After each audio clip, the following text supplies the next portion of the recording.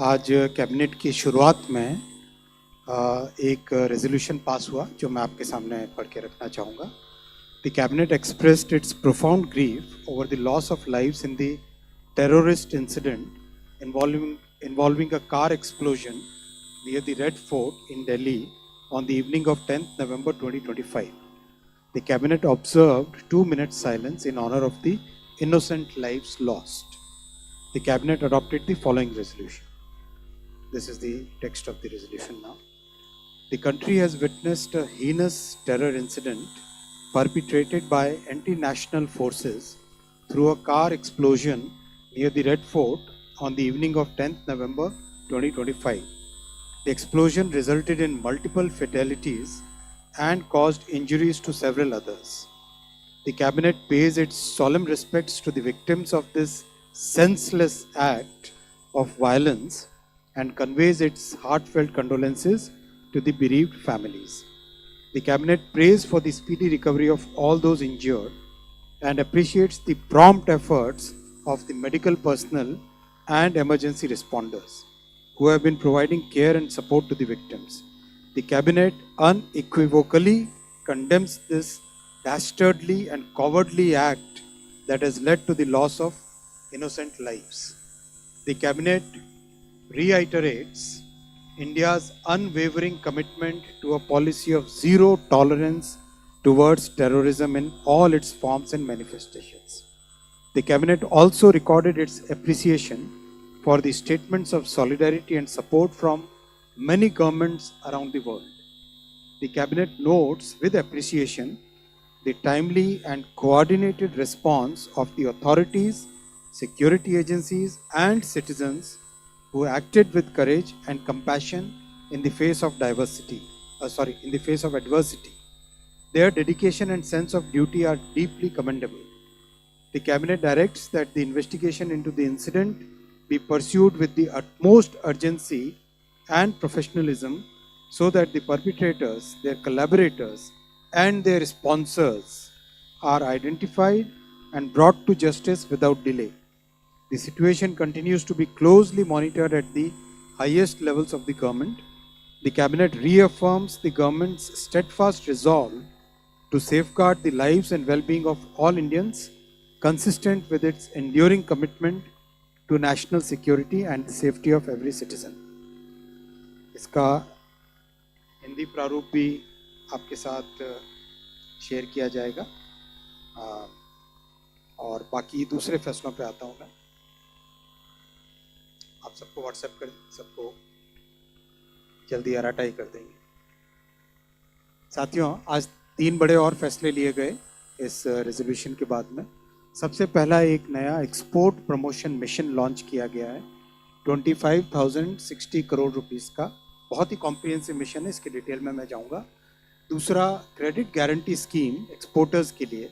आज की जो परिस्थितियां हैं उन परिस्थितियों में क्रेडिटर्स हमारे एक्सपोर्टर्स को कैसे सपोर्ट करें, उसके लिए credit guarantee scheme 20,000 crore rupees की आज अप्रूव हुई है कैबिनेट में माननीय प्रधानमंत्री जी के नेतृत्व में।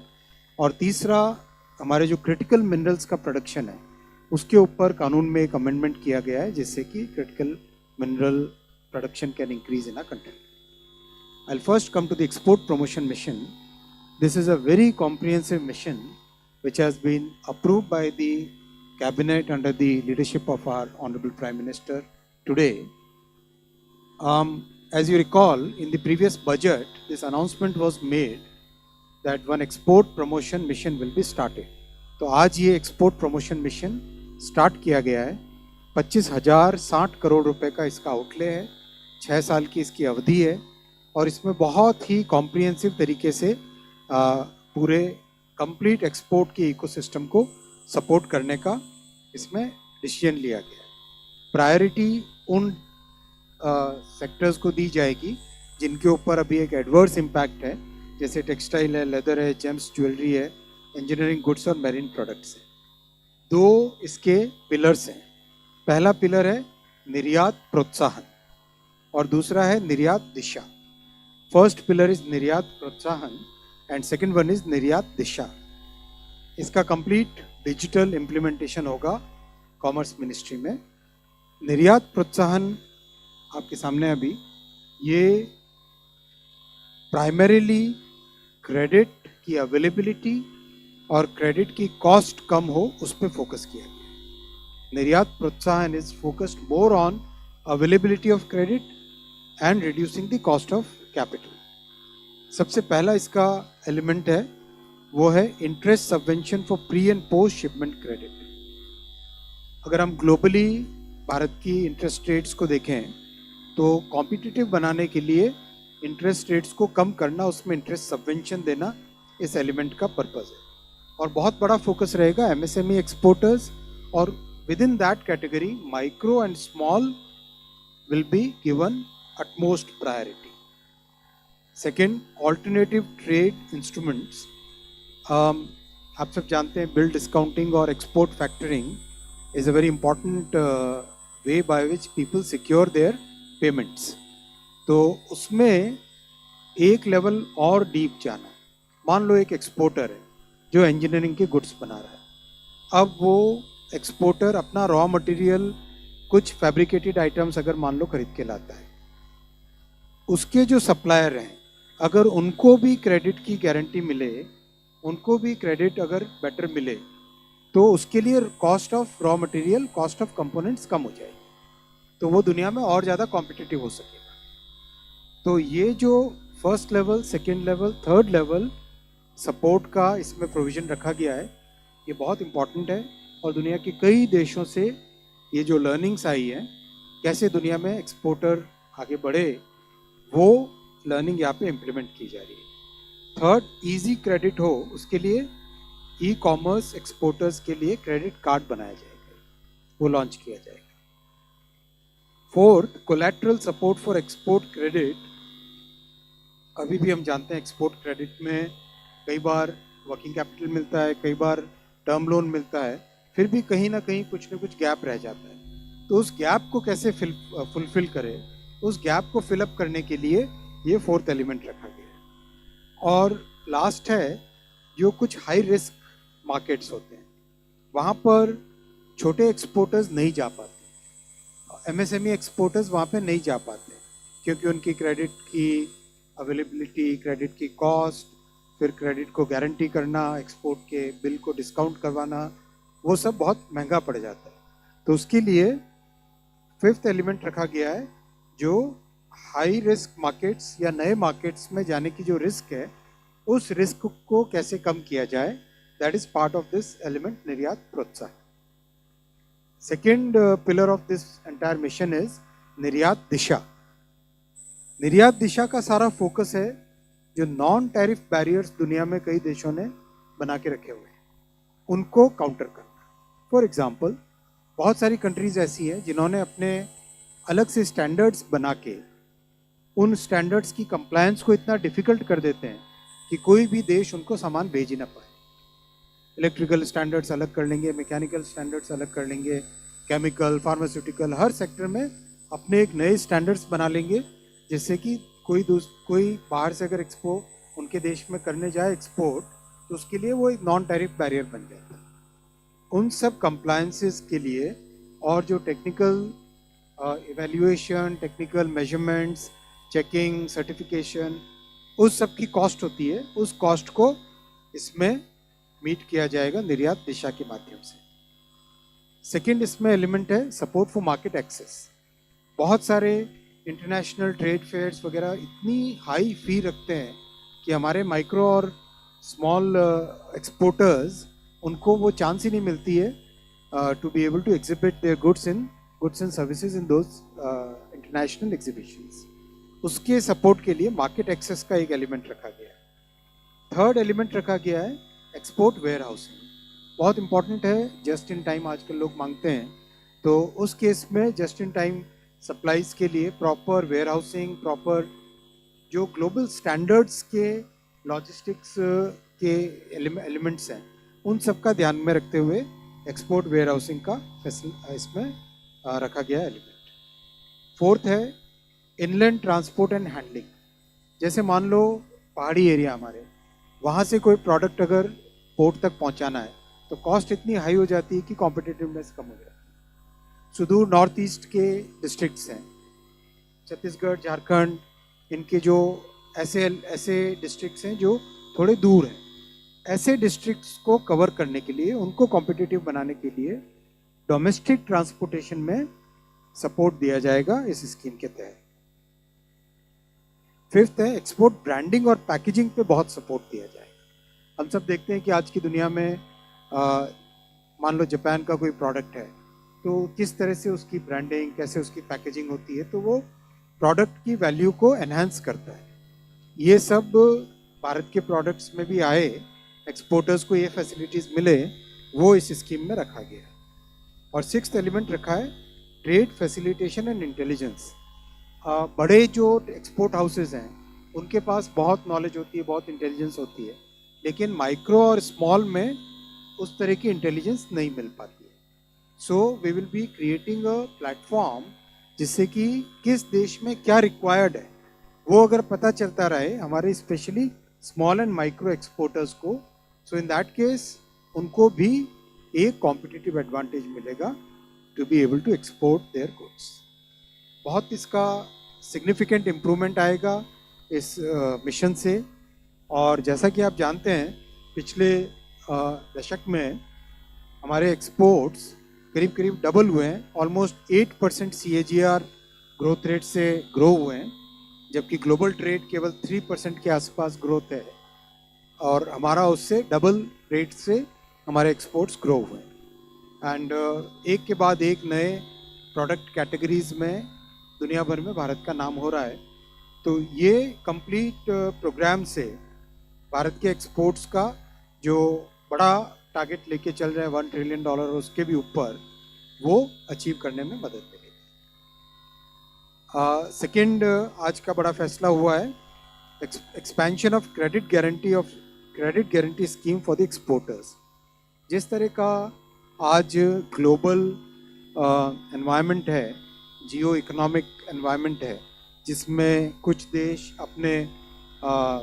अपनी पॉलिसीज़ के कारण बाकी देशों पे तकलीफ ला रहे हैं, तो उन सब तकलीफ़ों से हमारे एक्सपोर्टर्स को कैसे हम प्रोटेक्शन दे सकें, वो इस स्कीम में 20,000 करोड़ रुपीस की इस स्कीम में ये है additional credit support for exporters and specially the MSMEs।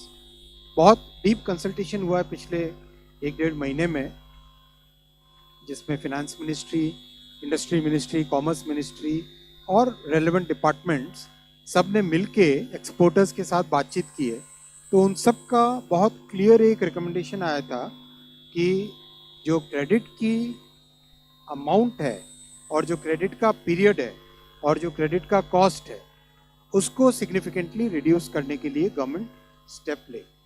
तो इसके लिए आज 20,000 करोड़ रुपीस का एक नई स्कीम चालू की गई है, जिसमें additional 20% credit capital, additional working capital 20% दिया जाएगा एक्सपोर्टर्स को। मान लो किसी की 100 करोड़ रुपीस की एक्सपोर्ट क्रेडिट की लाइन है, वर्किंग कैपिटल की लाइन है, 20 करोड़ और एक्स्ट्रा मिलेगा, और उसमें इंटरेस्ट की कॉस्ट कम रहेगी, और उसमें भी एक कैप लगाया गया है कि बैंकिंग सेक्टर से इंटरेस्ट होगा तो उसका कैप इतना है, NBFC से इंटरेस्ट है तो उसका एक कैप है, और इंटरेस्ट को प्रीवियस क्रेडिट से 1% लेस पे रखना है। साथ ही साथ जो national credit guarantee trustee company है NCGTC, वो 100% गारंटी करेगा to the credit, so that the cost of credit reduces significantly. 31 मार्च 2026 तक इसको इम्प्लीमेंट कर लिया जाएगा। और साथ ही साथ ये भी उसमें स्कीम में है कि अगर एक्सटेंड करना पड़ा तो फिनेंस मिनिस्टर के अप्रूवल से उस स्कीम को एक्सटेंड भी किया जा सकेगा। बहुत इम्पॉर्टेंट है ऐसे टाइम में इंडियन एक्सपोर्टर्स को सपोर्ट करने का, ये बहुत ही महत्वपूर्ण कदम है, और ये दिखाता है कि किस तरह से हमारे MSMEs के साथ सरकार पूरी तरह से खड़ी है। तीसरा फैसला लिया गया क्रिटिकल मिनरल्स प्रोडक्शन। कुछ क्रिटिकल मिनरल्स देश में ऐसे हैं अवेलेबल जिनके रॉयल्टी के स्ट्रक्चर को चेंज करने की ज़रूरत थी, बहुत ज़्यादा हाई रॉयल्टी इम्पोज करके रखी हुई थी, उनको रिड्यूस किया गया। पहला है ग्रेफाइट, दूसरा है जिरकोनियम, तीसरा है रूबिडियम और चौथा है सीजियम। इन तीनों पे आज कैबिनेट में फैसला हुआ कि इनके ऊपर जो रॉयल्टी है वो रिड्यूस की जाएगी, जिससे कि इनका प्रोडक्शन बढ़े। और ये सारे के सारे ऐसे एलिमेंट्स हैं जिसका देश में बहुत उपयोग है, खासकर electric vehicle industry, electronics manufacturing industry और स्ट्रैटेजिक सेक्टर्स में, सब में इनका बहुत उपयोग है। तो ये जो फैसला लिया गया है आज, उससे जो नए ब्लॉक्स अभी ऑक्शन होने वाले हैं, ग्रेफाइट, जिरकोनियम, रुबिडियम और सीजियम के नए ब्लॉक्स जो ऑक्शन होने वाले हैं, उसमें अच्छा पार्टिसिपेशन भी आएगा और ओवरऑल प्रोडक्शन को इंक्रीज करने में इससे मदद मिलेगी। ओवरऑल इसके लिए लॉ को अमेंड करने की ज़रूरत, केवल स्केड्यूल को अमेंड करने की ज़रूरत है, लॉ के मेन टेक्स्ट में अमेंडमेंट की ज़रूरत नहीं। ये 3 बड़े फैसले थे साथियों और एक बड़ा रेजोल्यूशन था। Now I take questions. Thank you sir. 25 number first row से, लेफ्ट से। सर, मेरा नाम ब्रह्म प्रकाश दुबे है, जी न्यूज़ से। मेरा सवाल ये है कि सर, जो लाल किले धमाके को लेकर जो कैबिनेट ने प्रस्ताव पास किया है, क्या सरकार ने इसे आतंकी हमला माना है? और जिस तरह से आतंकी संगठनों के नाम आ रहे हैं, क्या इसके पीछे पाकिस्तान का नाम भी सामने आया है? सरकार इसको कैसे देखती है? Thank you. मैंने रेजोल्यूशन के टेक्स्ट को आपके सामने पढ़ा। बहुत स्पष्ट तौर पे जघन्य आतंकवादी घटना।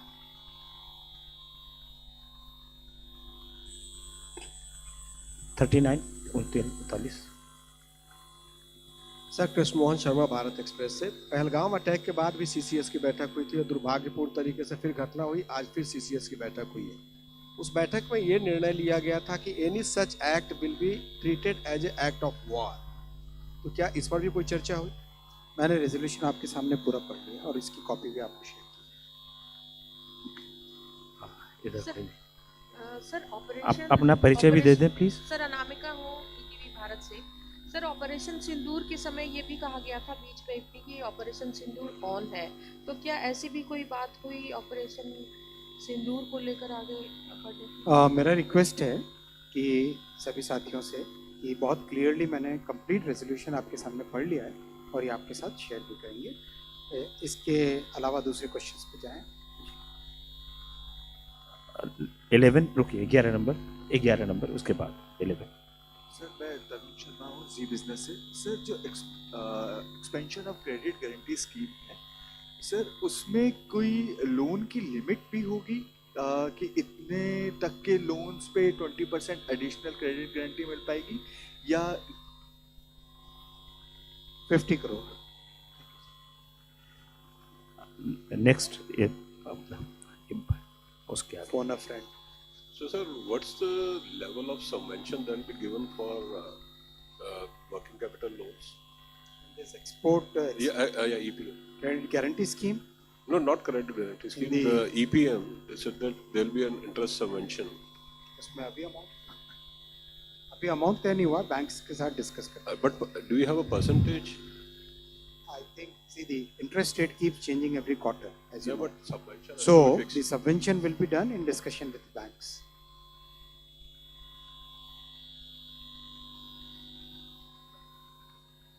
सर नमस्ते, मैं सुजीत ठाकुर, दैनिक भास्कर से। रेजोल्यूशन तो बहुत ही क्लियर कट है, इसमें कहीं डाउट नहीं है। बस इसमें जो समझ पाया, टेरर अटैक है और इसके पेपेटर जो हैं वो एंटी नेशनल हैं, मतलब इसका एम्बिट हमारे बाउंड्री से बाहर नहीं है। आपका इंटरप्रिटेशन इसको पढ़ के आप एनी मोर क्वेश्चन? अच्छा, एक 127। So this export credit scheme, is it for existing exporters, or it is for all the exporters, or for existing ones? existing. This is expansion of the credit. You are talking of this one? This one? Yeah, Expansion. yes. This is for the existing.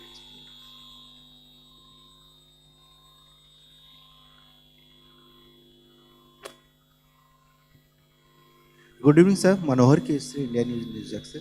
Sir, आपने निर्यात प्रोत्साहन में credit cards की चर्चा की है और e commerce exporters होंगे, तो क्रेडिट कार्ड्स की मैक्सिमम लिमिट क्या होगी और किस तरह से वो अप्लाई कर पाएंगे, इस पर कुछ हुई है? डिटेल्स आएंगे आपके पास।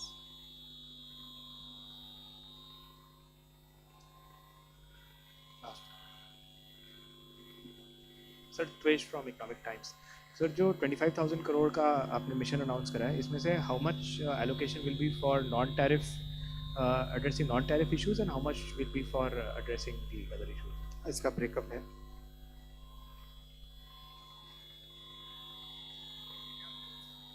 10,401 करोड़ प्रोत्साहन के लिए, 10,401 करोड़ है निर्यात प्रोत्साहन के लिए, 14,659 करोड़ है निर्यात दिशा के लिए।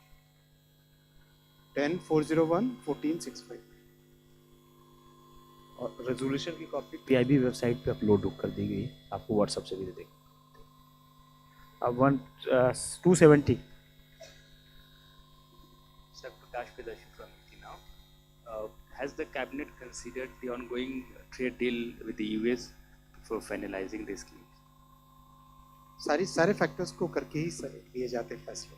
गर्मियों की छुट्टी होने वाली थी, मेरे पापा आने वाले थे, तो हम लोग सभी खुश थे। तो मैं एक बेड पे चढ़ के डांस कर रहा था, लेकिन वो पहले ही आ गए। फ्रीज। तो मैं उस समय तो कंटिन्यू नहीं कर सकता था, तो फ्रीज फ्रेम टाइप का हो गया। कसम पैदा कर